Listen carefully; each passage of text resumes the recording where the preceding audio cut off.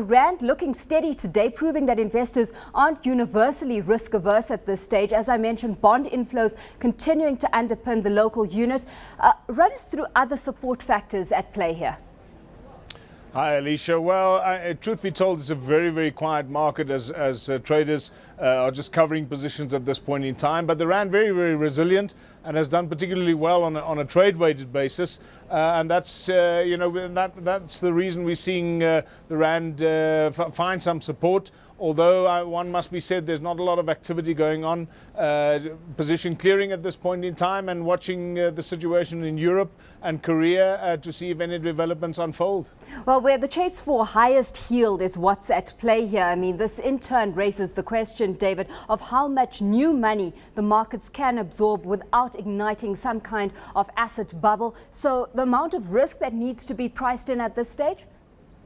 Well, Alishia, the one thing that we must bear in mind is that, of course, Europe is pumping in liquidity to try and stop the contagion as far as the southern European peripheral nations are concerned. The US continues to pump in liquidity, and all of this liquidity is finding a home in emerging markets and high yielders, and that picture really not set to change very much over the year end. Of course, activity very benign, but in the longer term picture, that liquidity will look to find a home in high yielding assets, and it's questionable whether we are building an asset bubble at this point in time, because those policies out of Europe and the US and Japan as well, those policies look just set to continue for some time to come. So at this point, investors happy to find yield in emerging markets, and of course South Africa is one of those beneficiaries. With more of a short-term perspective then, what's your outlook for the local unit for the course of this week? We've got reports highlighting that intraday technicals show the potential for the rand to lose some ground and head to levels back above 690. Yeah, I don't think in the current environment, as far as Europe is concerned, and the tensions in Korea, that we're going to see massive inflows, particularly given the kind of illiquidity that we're seeing on a day-to-day basis. In any case, as traders just choose to square their positions off, I wouldn't think that we'd see massive inflows into the rand at this point in time. So 680, 678, 680 on the downside looks like solid support at this point in time. The rand, the weakness is capped at this point by export orders above 690. So I think for the remainder of the year, unless something dramatic happens in Korea or we have a complete collapse of confidence in the euro, I think we're going to be range bound between that 680, 690 level, perhaps 695 on the top side, and I don't expect any dramatic developments to take place. Of course, many traders have been highlighting that the interesting thing is that we can watch the pendulum swing on the euro dollar as a proxy to see where the end of the world lies, so to speak. We've got the euro sitting at 131 right now.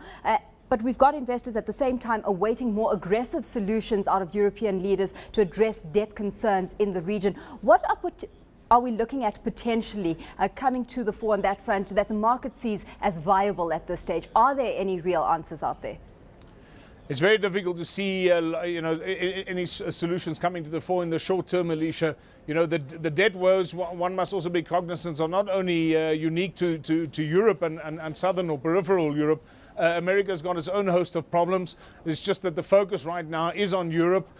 We had that big downgrade in Ireland, not surprising whatsoever, given the fact that they've taken advantage of the bailout package. All eyes on Spain and what they're going to do now. So it doesn't look like it's impossible, in fact, for the debt woes around the world to go away in a short space of time. And that's exactly why we're seeing these policies play themselves out, because financial authorities in Europe and the US very, very aware of the fact that the world can't afford a double-dip recession, and they'll keep the liquidity taps open as long as they need to ensure that employment growth takes place, and eventually over the medium to longer term, some of those taxes can be recouped, and the budgets or the central banks and government balance sheets can be repaired, as long as we can create some employment. So over the longer term, we'll see these policies play themselves out, and currencies like the rand will benefit as the hunt for yield continues. David, looking forward into this week, the BOE releases its monetary policy minutes. To what extent are you looking towards that announcement and possible implications it could have not only on the euro, but the pound as well?